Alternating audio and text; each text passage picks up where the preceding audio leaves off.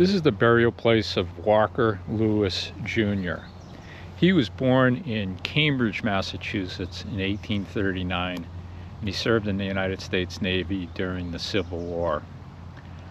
But before I talk about his life, I'd like to talk a little bit about his family, because the Walker Lewis family was central to the history of the Commonwealth of Massachusetts. Walker's great uncle, his name was Quock Walker. He was born in Africa. He was a black man, and as a child he was enslaved and brought here to the United States. He ended up on a farm in Barre, Massachusetts, where he worked diligently. The enslaver, his name was James Caldwell. He was a kind person as far as enslavers went, and he had promised Quock Walker that when he reached age 21, he would release him and allow him to be free. That kept Quock at the farm. However, Mr. Caldwell died before Quock reached 21. Mrs. Caldwell remarried a man named Nathaniel Jennison, who became the owner of all of her property. Mr. Jennison did not feel obliged to keep the promise that Mr. Caldwell had made to Quock Walker, whose 21st birthday, came and went, and he was still enslaved. Soon after that, Quock Walker left. He ran away from the farm, and Mr. Jennison hunted him down, beat him, and dragged him back to the farm. Now, this was in the 1780s. It was just at about the time that the Massachusetts Constitution had been enacted. And people who were supportive of Quock Walker helped him file a lawsuit.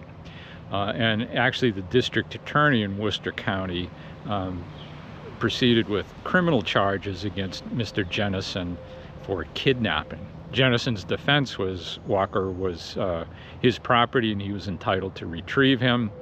The case went all the way to the Massachusetts Supreme Judicial Court, where Chief Justice Cushing, in his ruling, essentially said that the institution of slavery is incompatible with the language of the Constitution of the Commonwealth of Massachusetts, that all men are created free and equal, and therefore the institution of slavery is therefore illegal in Massachusetts. And that was in 1781.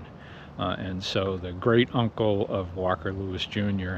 Was actually the moving party in the case that abolished slavery in Massachusetts. Quock had a sister. When this ruling came down, she and her husband left, went to Cambridge. They had a number of children. Eventually they moved to Lowell, Massachusetts. Her husband, who would be, one of her sons, his name was Walker Lewis. Quock's sister had married a gentleman whose last name was Lewis. They had a son.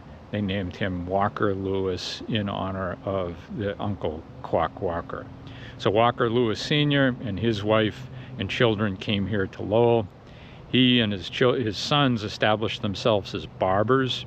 Lowell has always had a small but very vibrant African-American community. Many of the black residents in pre-Civil War Lowell were barbers. Walker Lewis's barbershop was on the first floor of Mechanics Hall on Dutton Street. The family also ran a second-hand clothing company, and they were able to purchase a house in Centerville. Now, this is all before the Civil War, and many escaped enslaved people from the South found their way through Lowell, and the Lewis house in Centerville was one of the stops on the Underground Railroad. Also, Mr. Lewis's occupation as a barber was helpful to those who were fleeing, because there were no identity cards at the time, and the way that people who were seeking to re-enslave people who had fled the South depended mostly on a physical description. And so a barber, by giving people haircuts and shaves, could change the appearance of an individual. And similarly, the secondhand clothing store could outfit them with a different outfit. And so that's the Lewis family. And then Walker Lewis Jr., as I said, when the Civil War started, he joined the United States Navy.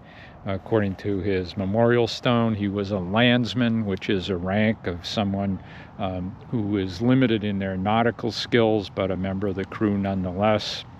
And he continued to live here till his death in 1901.